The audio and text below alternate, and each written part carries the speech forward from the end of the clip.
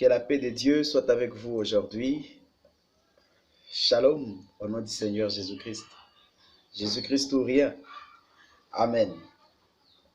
Je suis aujourd'hui disponible par la grâce de Dieu. J'ai connu un peu de difficultés avec l'appareil. Que Dieu vous bénisse.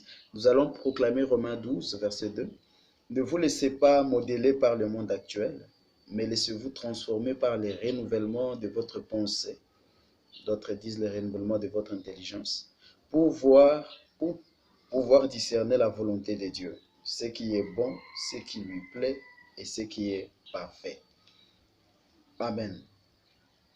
Laissez-vous transformer par les renouvellements de votre pensée ou de votre intelligence, la manière de penser.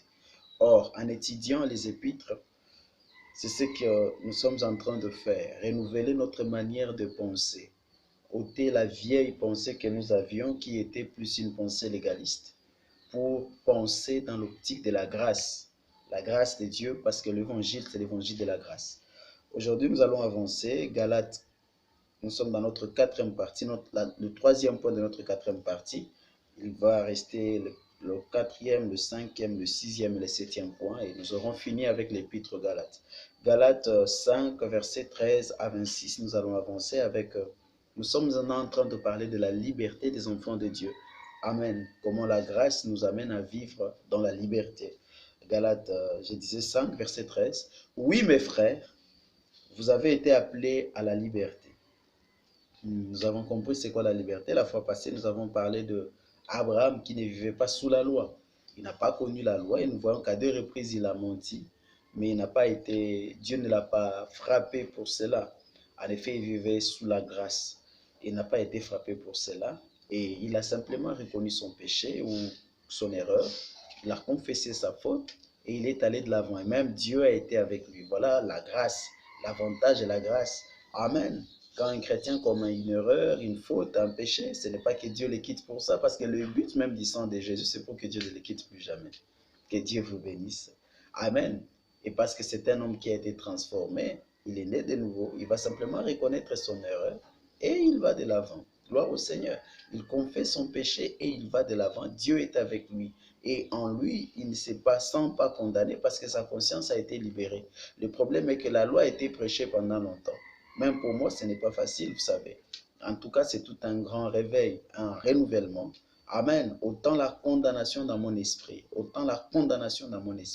simplement en comprenant que Dieu est avec moi. Gloire à toi, Seigneur. Nous avançons. C'est la liberté que vous avez été appelés. Seulement, ne faites pas de cette liberté, bien sûr, maintenant nous arrivons, un prétexte pour vivre comme des hommes livrés à eux-mêmes, ou vivre selon la chair. Ne faites pas de votre liberté un prétexte de vivre comme vous voulez, de faire ce que vous voulez. Je n'en fais pas. Je sais que je suis libre, mais tout m'est permis, mais tout ne m'est pas utile. Voilà, c'est là l'écriture, c'est ce que Paul disait. Au contraire, par amour, mettez-vous au service les uns des autres. Voilà, par amour. Je suis libre, mais l'amour est la loi de Christ. Amen. Par amour, mettez-vous au service les uns des autres. Car la loi se trouve accomplie tout entière par l'obéissance à cette seule parole. Aime ton prochain comme toi-même. Aime ton prochain comme toi-même. La loi est accomplie en cela. Mais si vous vous blessez les uns les autres, et si vous vous entre-déchirez, prenez garde, vous vous détruirez mutuellement. Alléluia. Je ne crois pas qu'un chrétien doit déchirer son frère, doit faire du mal à quelqu'un d'autre parce qu'il est libre. Non, non, je ne crois pas cela. Non, non, non, non, non, non, non. Bien au contraire, je crois que avec liberté, quand je parle de la liberté, vous allez comprendre, c'est ceci. Entre un enfant et un esclave ou un enfant et un serviteur, le serviteur est sous la loi, mais l'enfant est libre. Mais est-ce que parce que l'enfant est libre, qu'il doit faire tout ce qu'il veut? C'est vrai, s'il est tout petit, c'est ce qu'il va faire, mais quand il prend conscience de sa responsabilité, il est libre, mais il ne fera pas du n'importe quoi. Il est libre, mais il ne va pas gaspiller les biens de la maison. Il est libre, mais ce n'est pas qu'il va aller, faire du mal à l'extérieur parce qu'il sait que son père ne va pas les régner. Non, bien au contraire, il va vivre maintenant en conséquence. D'ailleurs, il va vivre de manière à plaire son père. Véritablement, un enfant bien éduqué et un enfant qui comprend le but, comprend réellement sa position dans la famille et la position de son père, je crois qu'il ne va pas faire des choses qui vont déplaire à la famille entière. Que Dieu vous bénisse. Amen. Ainsi, il en va de même, comprenant que Dieu est saint, comprenant que je suis son fils, comprenant que ma réputation, le ciel en dépend, comprenant que la famille de Dieu en dépend, je ne veux pas faire du n'importe quoi. Et puis parce que j'ai, par la grâce de Dieu, la puissance de Dieu est disponible pour me donner de marcher d'une manière sainte, je crois que je ne veux pas faire du n'importe quoi, mais je vais être continuellement dans la présence de Dieu et dans la prière, afin que je ne puisse pas tomber dans la tentation. Le Seigneur dit priez afin que vous ne tombiez pas dans la tentation. Continuellement, je rendrai grâce à Dieu de m'avoir sanctifié par le sang de Jésus. Continuellement, je rendrai grâce à Dieu de m'avoir délivré du péché, de m'avoir délivré des ténèbres et de m'avoir transporté dans le royaume de son Fils bien-aimé. Je continuerai à dire merci pour ta justification, l'acquittement, le pardon de péché. Merci pour la sanctification. Merci pour la rédemption. Merci pour la délivrance. Et parce que je suis en train de remercier Dieu continuellement ainsi, il est impossible que je puisse demeurer dans le péché. La puissance de Dieu, la puissance qui a été manifestée à la croix, cette puissance va me préserver du péché, va me préserver de la chute et va garder mon témoignage sera net aux yeux des gens. Que Dieu soit béni. J'avance. Écoutez ça. Si je vous dis donc ceci, laissez le Saint-Esprit diriger votre vie et vous n'obéirez pas au désir qu'anime l'homme livré à lui-même. Laissez l'Esprit diriger toute votre conduite. Laissez-vous diriger par l'Esprit. Et vous allez voir qu'il dit, vous n'obéirez pas au désir qu'anime l'homme livré à lui-même, les désirs de la chair. Amen. Je suis libre. Mais en m'abandonnant au Saint-Esprit, ce qui fait quoi? C'est que je suis continuellement dans la présence de Dieu. C'est la seule manière d'être conduit par l'Esprit. Il faut que l'Esprit me remplisse pour qu'il me conduise. Il doit prendre le contrôle de mon être. Et la seule manière qu'il prenne mon contrôle, qu'il puisse prendre le contrôle de mon être, c'est que je puisse méditer la parole de Dieu continuellement et que je puisse louer Dieu, louer Dieu, louer Dieu. Des actions de grâce. Les actions de grâce. Il ne faut jamais oublier cela, mes bien-aimés. Et parce que je suis ainsi, chaque fois vous sentirez que vous êtes renforcé spirituellement. Et parce que vous êtes renforcé, vous avez reçu la force pour vivre la parole de Dieu sans difficulté. Il continue, car ces désirs sont diamétralement opposés à ceux de l'esprit. L'esprit a des désirs qui sont opposés à ceux de l'homme livré à lui-même. Les deux sont opposés l'un à l'autre, c'est pourquoi vous ne pouvez pas être votre propre maître, ou afin que vous ne fassiez pas ce que vous voulez. Vous voyez? Mais si vous êtes conduit par l'Esprit, vous n'êtes plus sous le régime de la loi. Voilà les buts même pour lesquels Dieu nous donne. Nous naissons de nouveau. Nous naissons de nouveau, notre esprit est renouvelé. Il devient un nouvel esprit afin de pouvoir marcher dans cette nouvelle manière. Alléluia. Dans la loi, nous ne naissons pas de nouveau. Notre esprit n'est pas renouvelé. Nous ne naissons pas de nouveau. Nous ne sommes pas transformés. Notre nature ne change pas. Mais on nous impose une manière de vivre. Dans la grâce, c'est que nous sommes transformés. Nous naissons de nouveau déjà. D'abord, nous sommes une nouvelle créature. Et maintenant, plus nous mangeons la parole, nous renouvelons aussi notre pensée. Là, c'est l'âme. Nous la renouvelons par la parole de Dieu, par la connaissance. Et ainsi, nous recevons la force spirituelle. Alors, notre esprit est en communion avec le Saint-Esprit de Dieu. Ils deviennent un, totalement, ils deviennent un. L'Esprit de Dieu et notre esprit se fusionnent ainsi. Et alors, notre esprit révèle la nature divine. Et on va nous parler alors des fruits de l'esprit. Ici, ce sont les fruits que notre esprit porte parce qu'il est renouvelé. On continue. Tout le monde voit bien ce qui procède de l'homme livré à lui-même. Celui qui est encore livré à lui-même, qui n'a pas reçu Jésus-Christ comme son Seigneur. Parce que Jésus est mon Seigneur. Ça veut dire, je suis sous la loi de l'Esprit. Amen. Et la loi de l'Esprit de vie m'a affranchi de la loi de la mort et du péché et de la mort. Il m'a affranchi de toutes ces lois-là. Or, celui qui n'est pas né de nouveau, il est toujours un homme livré à lui-même, livré à ses penchants. Il fait ses quatre volontés, tout ce qui lui passe à la tête. C'est quoi? L'immoralité, les pratiques dégradantes, la débauche, l'adoration des idoles, la magie, les haines, les querelles, la jalousie, les accès de colère, les rivalités, les dissensions, les divisions, l'envie, l'ivrognerie, les orgies et autres choses de ces genres. autre chose de ce genre. Il y a beaucoup de choses qui peuvent être ajoutées ici, les cigarettes et tout, et tout, et tout. Je ne puis que répéter ce que j'ai déjà déclaré à ce sujet. Ceux qui commettent de telles actions n'auront aucune part à l'héritage du royaume de Dieu. Parce que celui qui est encore dans ses actions, qui les commet, donc c'est sa vie, il est clair qu'il n'est pas encore délivré. Il est clair qu'il n'a la puissance de Dieu ne l'a pas encore transformé. Il est clair qu'il n'a pas encore reconnu sa position en Jésus. Il ne reconnaît pas que son corps physique a été crucifié quand Jésus a été crucifié. Parce que dès que vous reconnaissez cela en vous, quand vous croyez, vous commencez à rendre à Dieu des actions de grâce, la puissance de Dieu vous délivre. Parce qu'il est dit, la prédication de la croix est une puissance pour la délivrance de ceux qui croient. Amen. Mais le fruit de l'esprit, ici c'est votre esprit qui va porter ses fruits parce que vous êtes nés de nouveau. Donc le Saint-Esprit et votre esprit sont devenus un, une même chose. Mais le fruit de l'esprit, c'est différent du baptême dans le Saint-Esprit. Le remplissage qui est acte 2, qui se manifeste par les dons de l'esprit en commençant par les parler en langue. Mais le fruit de l'esprit, c'est l'amour, la joie, la paix, la patience, l'aimabilité, la bonté, la fidélité, la douceur, la maîtrise de soi. Or, ce sont des fruits. Vous savez, pour avoir des fruits, un arbre ne peut porter des fruits que s'il a grandi. Premièrement, c'est l'enracinement. Deuxièmement, il grandit. Et troisièmement, il va porter des fruits, des fleurs et puis des fruits. C'est un processus. Ça peut prendre du temps.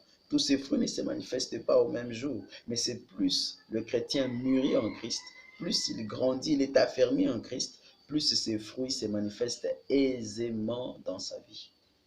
Que Dieu soit béni. Ce sont des fruits. C'est différent des dons de l'esprit. La douceur, la maîtrise de soi. La loi ne condamne pas, certes, la loi ne condamne certes pas de telles choses. Or, ceux qui appartiennent à Jésus-Christ ont crucifié l'homme livré à lui-même avec ses passions et ses désirs. La manière dont Paul dit ici, ils ont crucifié, les gens pensent c'est par les jeunes. Mais j'ai compris, les Écritures ne doivent pas se contredire.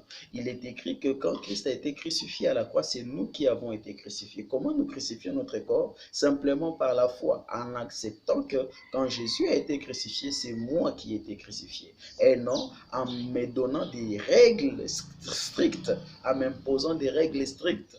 Non, non, ce n'est pas par des règles strictes, ce n'est pas par une discipline personnelle que je crucifie mon corps, mais c'est par la foi. Et la foi, c'est croire du cœur et confesser de la bouche. Amen, amen, amen. Quelle glorieuse révélation. C'est la grâce, mes bien-aimés. Jésus, quand il est mort à la croix, c'est moi qui suis crucifié. Amen. Nous allons lire cela, ne vous en faites pas. Ceux qui appartiennent à Jésus-Christ ont crucifié l'homme livré à lui-même avec ses passions et ses désirs. Puisque l'esprit est la source de notre vie, laissons-le aussi diriger notre conduite. Amen, amen. Ne soyons pas vaniteux et évitons de nous provoquer les uns les autres et de nous jalouser mutuellement. On nous parle ici de la crucifixion de notre homme extérieur. Je crois que nous pouvons donner un autre témoin. Un autre témoin. Amen. On parle aussi de la circoncision de Christ. On parle aussi de, nous lisons 1 Corinthiens 1, verset 28. Vous devez d'abord comprendre, quand vous comprenez la bonne manière, voici 1 Corinthiens 1, 28, il est écrit à 30. Dieu a porté son choix sur ceux qui n'ont aucune noblesse et que le monde méprise, sur ce qui est considéré comme insignifiant, pour réduire à néant ce que le monde estime important. Ainsi, aucune créature ne pourra se vanter devant Dieu.